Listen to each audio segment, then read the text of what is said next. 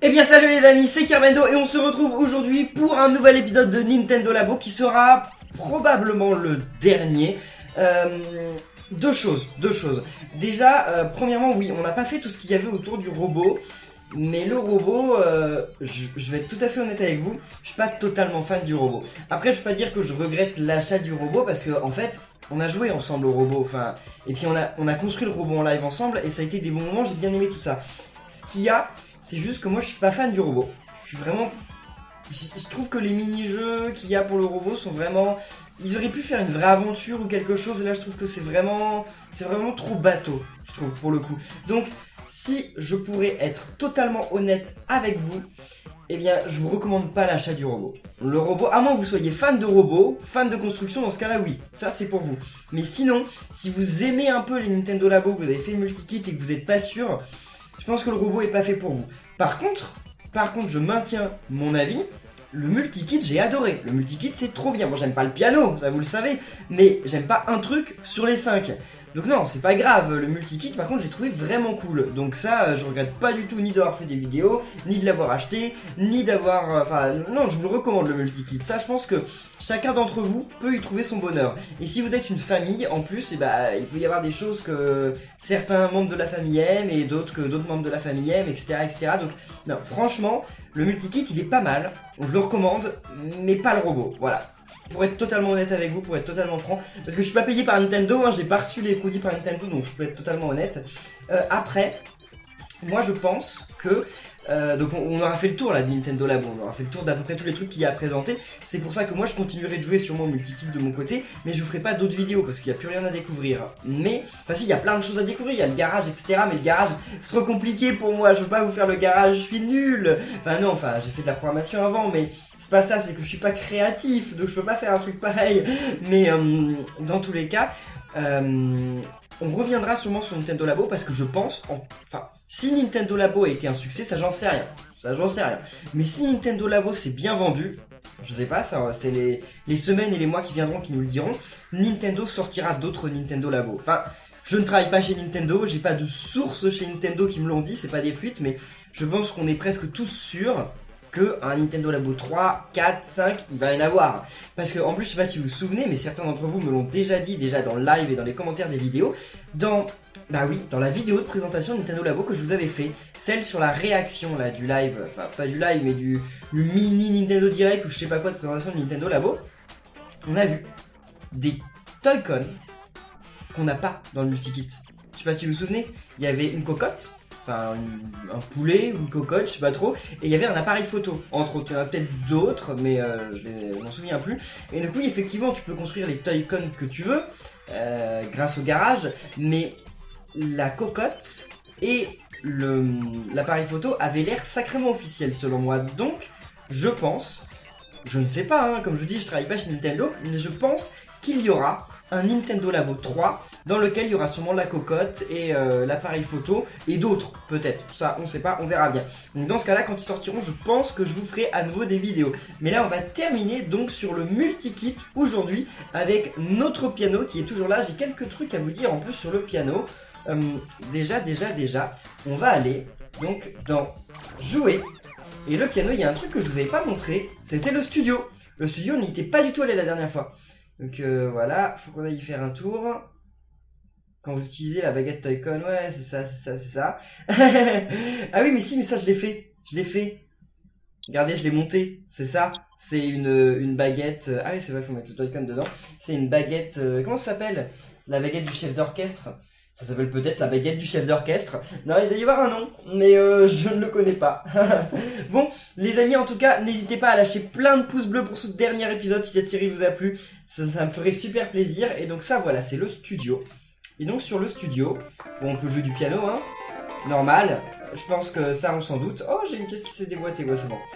Ok, donc on peut jouer du piano, c'est tout à fait logique, mais il y a plein d'autres trucs qu'on peut faire. Déjà, regardez. J'ai retiré ces cartes-là de Nintendo Labo, elles y étaient. Et en fait, quand on les met, ces cartes, je sais pas dans quel sens faut les mettre, j'imagine comme ça, on peut les scanner. Ok. Voilà. Et donc en fait, on change la longueur d'onde. Voilà, on vient de changer la longueur d'onde des notes. Et donc, comme on a changé la longueur d'onde des notes, après c'est vrai que c'est complexe.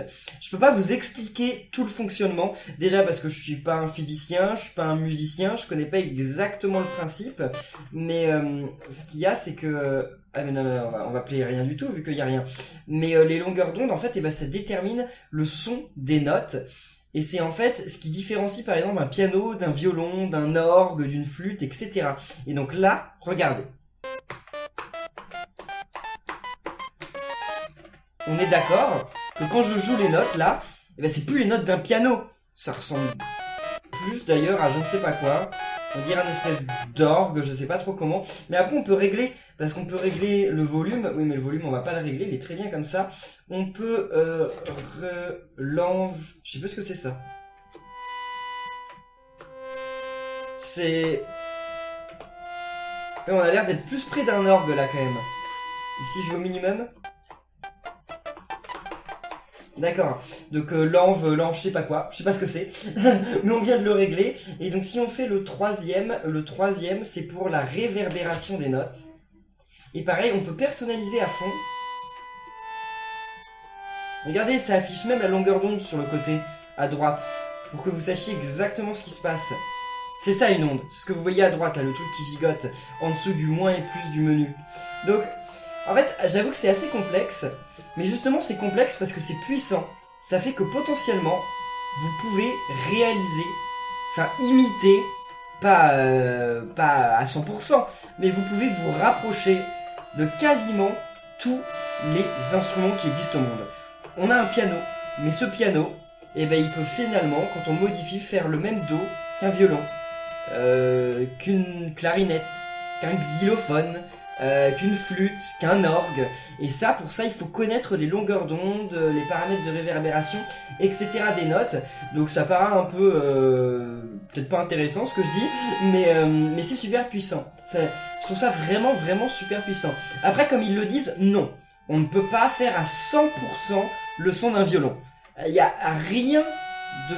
Enfin, il n'y a qu'un violon qui peut faire le vrai son d'un violon. Il n'y a qu'un piano qui peut faire le vrai son d'un piano. Mais on peut s'en rapprocher. Et c'est vraiment ultra ouf. On va essayer avec une autre longueur d'onde, celle-là. Et après, en plus, vous pouvez créer vos propres longueurs d'onde. Ils l'ont expliqué. Vous pouvez décalquer ce truc-là. Et ensuite, vous créez vos longueurs d'onde comme vous voulez sur du papier. Enfin, genre vous découpez. Et vous pouvez créer les longueurs d'onde que vous voulez. Et c'est plutôt cool. Alors, voyons voir. Cette longueur d'onde, qu'est-ce que c'est ? On va essayer de deviner. Alors, ok, très bien. Et donc, allez.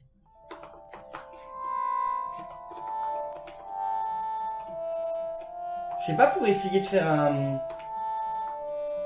C'est pas pour essayer de faire un violon, ça. Je pense qu'en réglant peut-être la réverbération et tout ça, on pourrait peut-être faire un violon avec ça.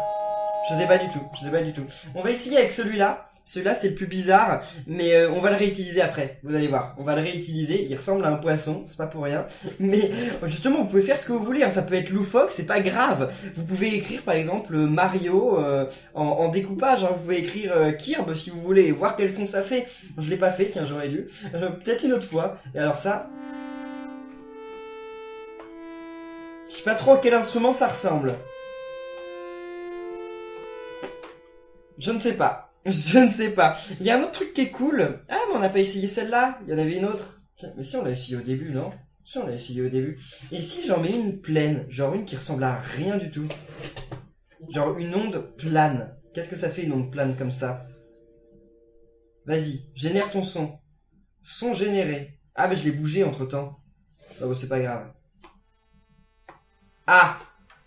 Il y a 0 son qui en sort. D'accord. C'est plutôt bête. C'est très bête. Bon, on va générer ça. Et là, il y a un truc qui est super cool. C'est que ça, il faut aller monter aussi la petite boîte. Il faut aller dans l'onglet découvrir et on peut monter une petite boîte. Parce qu'il va y avoir des trucs qu'on doit ranger dedans. Regardez, il y a des œillets là-dedans. Il y a des œillets. Et donc, quand on les retire, en fait, eh ben, on peut créer soi-même des petites partitions. Ça ressemble en fait à une partition musicale. Et donc... Je vais retirer quelques œillets. Il faut bien les garder ces œillets. Hein. Quand vous les retirez, vous les mettez dans la boîte et vous les jetez pas parce qu'en fait vous pouvez les replacer après. C'est ça qui est cool. Vous pouvez les replacer pour boucher. Donc attendez, j'en retire un peu au hasard, mais je vais pas tous les retirer parce que sinon il y aura aucun son qui sortira. Et voilà, c'est vraiment pour imiter certaines percussions. Parce que chaque, je sais pas comment ça s'appelle. Vous savez, j'ai pas du tout le vocabulaire des instruments, moi. J'y connais rien, mais alors rien du tout en musique. Et comment on fait pour faire ça déjà? Je sais même plus comment on fait pour faire les percussions. C'est peut-être avec le rond, non? Attendez. Bon, voilà, j'ai fait un truc, ça va sonner un peu n'importe comment, mais on va voir ce que c'est. Et alors si je mets ça là. What? Ah bah non, j'en avais déjà une d'enfoncer, j'étais en train d'essayer d'en mettre une deuxième. Ça marche pas. Alors, lecture de la carte. Voilà. Donc ça, c'est les percussions. Et donc... rythme généré. Oui, c'est un rythme. C'est ça, c'est un rythme. Voilà. C'est le rythme que je viens de générer. Ok.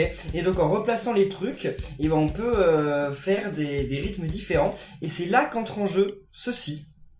Parce que ceci, justement, on peut être chef d'orchestre. Regardez. Ah, il faut que je fasse play, non? Attendez, ouais. Allez, non? Bon, bah oui, mais attendez, faut peut-être enregistrer des notes d'abord. Faut peut-être enregistrer des notes, effectivement. Ah oui, regardez, ça enregistre sur mon rythme, c'est cool, et donc... Bon, c'est bien, c'est bien. Il y a l'air d'avoir aucun son qui en sort. Voilà, bon, alors très bien, ça c'était une musique... non, non, non, non, je veux pas effacer, je veux pas effacer. C'était une musique à la Kirbendo, ça, c'était vraiment du nul. Et attendez, attendez. Alors comment je fais alors?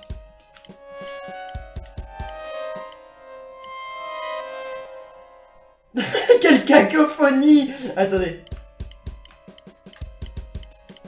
Voilà, on fait le rythme plus fort. Non mais quelle cacophonie, c'est horrible, c'est hideux. Kirbendo, arrête ça. Attendez. What? Pourquoi ça va si vite? Attendez, non. Ah oui. Parce que quand on est en hauteur, ça va vite. Et quand on est en bas, ça va doucement. Regardez. Allez. Bon, allez, plus vite, plus vite, plus vite, plus vite, plus vite. Oh, c'est très nul. C'est très nul. J'ai l'air d'un débile en plus. Donc, on va pas faire ça. On va pas faire ça du tout. Mais pour finir, il y avait un truc que je voulais vous montrer qui avait l'air assez marrant. J'étais en train de chercher mon Toy-Con rouge, mais il est dans le piano. Il est dans le piano, ça ne peut pas marcher. Attendez, bah, ah oui, mais oui, le bouton A, il est ici. Et donc, pour terminer, on va aller voir l'aquarium. Parce que dans l'aquarium, il y a un truc qu'on peut faire justement. On peut transformer le piano en machine à imprimer des poissons. Si, ça paraît ouf, mais on peut. Alors ZL, c'est lui. C'est quel ZL? C'est lui. Ok. Vérification du Toy-Con. Scanner une carte. Et donc là, en scannant l'une des cartes du piano, on va pouvoir créer un poisson. Donc on peut créer le poisson de base. Celui-ci. Celui que vous avez vu au départ. Ça se met dans quel sens d'ailleurs? Dans ce sens-là, d'accord, ok. On va créer ce poisson. Et après, comme je vous dis, vous pouvez imprimer vos propres cartes. Enfin, vous pouvez découper vos propres cartes comme vous voulez. Donc comme ça, vous pouvez créer des poissons de la forme que vous voulez. Parce que là, regardez, mon poisson, bah, il ressemble à un poisson. C'est pas drôle, mais c'est juste pour faire un petit... comment on dit? Une petite... Enfin, juste une petite démonstration. Mais après, je vais créer avec les autres cartes. On va voir ce que ça donne. Et là, d'ailleurs, si vous mettez justement les différents rouages... Et ben on peut changer des trucs. Qu'est-ce que ça change là? Ça change... Oui, d'accord, ça change le dégradé. Très bien, très bien. Ensuite... Ah! Ah, ça c'est cool. Ça c'est cool. On peut pas changer la couleur par contre? On dirait un bonbon. On dirait un bonbon, mon poisson. Il ne reste plus qu'à placer les yeux. Mais non, non, non. Eh, mais attendez, on peut pas changer la couleur? On peut mettre des étoiles dessus si vous voulez. Mais on peut vraiment pas changer la couleur. Ok, bon. Bah, écoutez. Ah mais si, regardez comme ça. Avec les notes. C'est avec les notes de musique. On peut changer l'intensité des couleurs. Si j'appuie sur tout en même temps, bah ça fait du blanc, d'accord. Et là... Attendez, comment je change... Ouais, ça fait du noir, très bien. Et on peut changer la couleur des points. Je crois pas, avec ça. Ah si, on peut. What? Qu'est-ce que je suis en train de faire? Et avec le rond, là. Ah, ça fait un truc au hasard. Ouais, ah non, ça échange. Ça échange les couleurs, d'accord, c'est stylé. Ah mais ouais, pas mal. Attendez, non, je les mets bien en noir. Je les mets bien en noir. Attendez. Bon, comment je vais faire? Ok, là on change ça. Le noir c'est ici, ok. Ensuite, on va changer ceci. Et donc ça serait bien... Voilà, blanc et noir. Ok, lui il est banal. C'est vraiment un poisson banal. Mais on en fera d'autres après. Donc ZL. Et l'œil, on va le mettre... ici. Parce que pourquoi pas? Pourquoi pas? Ça va être une limace en fait ce poisson. Voilà, votre aqua qui va d'eau frétille de vie. Ah mais attendez, mais non. Mais mon poisson il marche à l'envers. Mais non. Il devait marcher dans l'autre sens. Il se déplace à l'envers le poisson.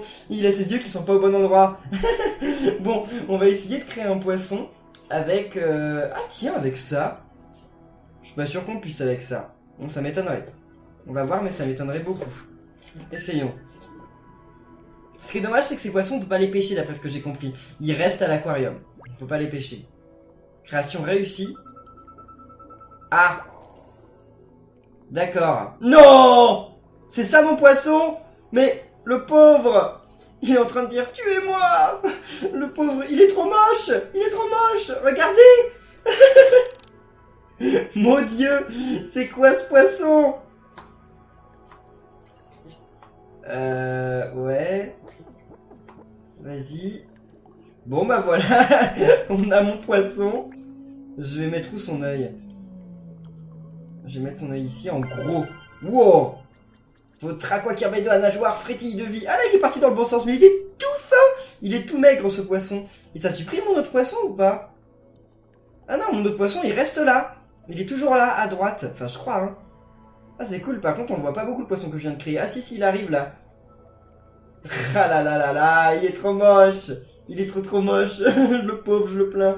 On va essayer de faire ça, là, un poisson à vagues. Voyons voir. C'est dommage qu'on puisse pas les voir dans le mode pêche. Parce que c'est cool de pouvoir créer des poissons, mais ce serait bien de pouvoir justement jouer avec. Parce que là, en fait, bon, bah, on a un aquarium avec des poissons. Très bien, cool.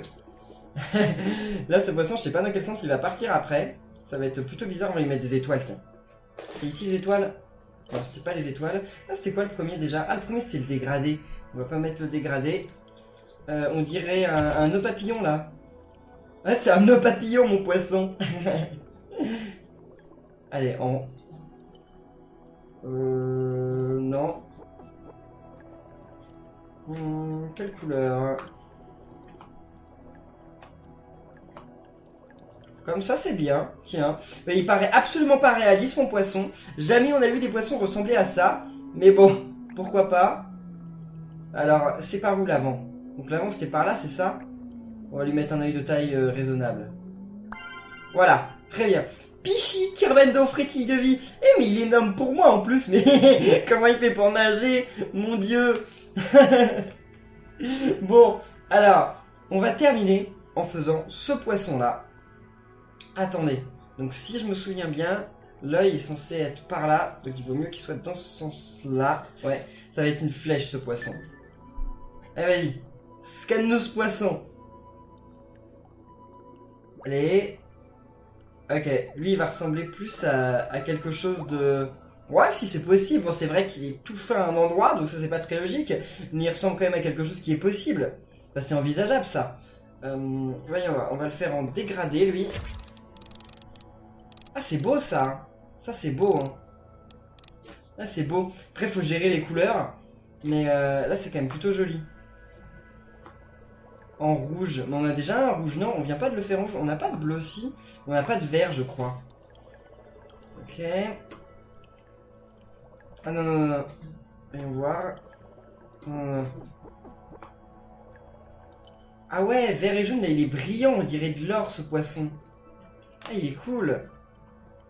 Il reste plus qu'à placer les yeux. Allons-y, on va lui faire des petits yeux. Oh, Kirbendo des abysses, frétille de vie. Tous mes poissons s'appellent Kirbendo. Hein, tous mes poissons s'appellent Kirbendo. Lui, ça va, il a une bonne tête. Lui, c'est, je pense, celui qui ressemble le plus à un poisson qui pourrait exister en vrai. Parce que le premier, il a les yeux sur la nageoire arrière. Tout à fait logique. Mais, mais attendez, mais ça m'a supprimé des poissons, en fait, j'en ai que 2. Mais non! RIP mes poissons, ils sont morts!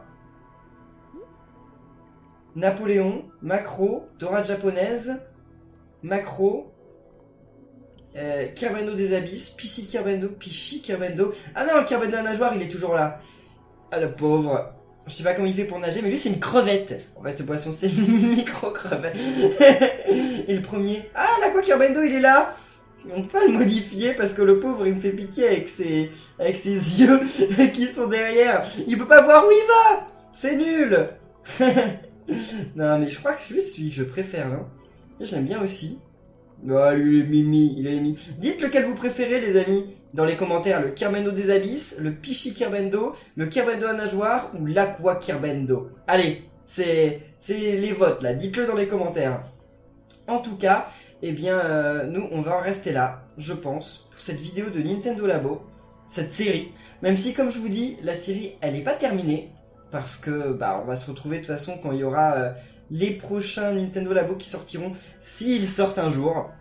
Je ne sais pas, mais je pense, moi je vous dis, je pense que, comme je dis, ça dépend du succès. Si le jeu s'est bien vendu, il y en aura. Si c'est mal vendu, bah il n'y en aura pas, voilà, tout simplement.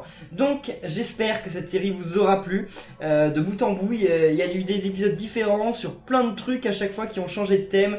Genre j'ai fait combattre mes chats contre des Nintendo Labo, j'ai fait du montage, enfin du pliage plutôt. J'ai fait de la pêche, j'ai fait des courses, j'ai fait des combats de robots. Et c'était quand même cool parce que c'est une série qui était super variée. Et ça arrive rarement sur ma chaîne. Généralement, enfin je me plains pas, j'aime beaucoup ce que je fais avec vous, mais ce qu'il y a c'est que généralement quand on fait par exemple, même on fait Super Mario Odyssey, voilà, on a 50 épisodes de Mario Odyssey, de jeux de plateforme. Là, on a eu une quinzaine d'épisodes, un peu moins, une quinzaine d'épisodes donc qui à chaque fois changé. Donc chaque fois que j'allais vous faire un nouvel épisode, je savais pas trop ce que j'allais vous faire et ça allait être un peu la surprise. C'était quand même plutôt cool. Donc on verra quand on aura de prochains Nintendo Labo. J'espère vraiment que ça vous aura plu. Si c'est le cas, n'oubliez pas de laisser plein de pouces bleus, de commenter, de vous abonner et on se retrouve très bientôt pour de nouvelles vidéos sur la chaîne. Donc d'ici là, portez-vous bien et à la prochaine les amis. Salut!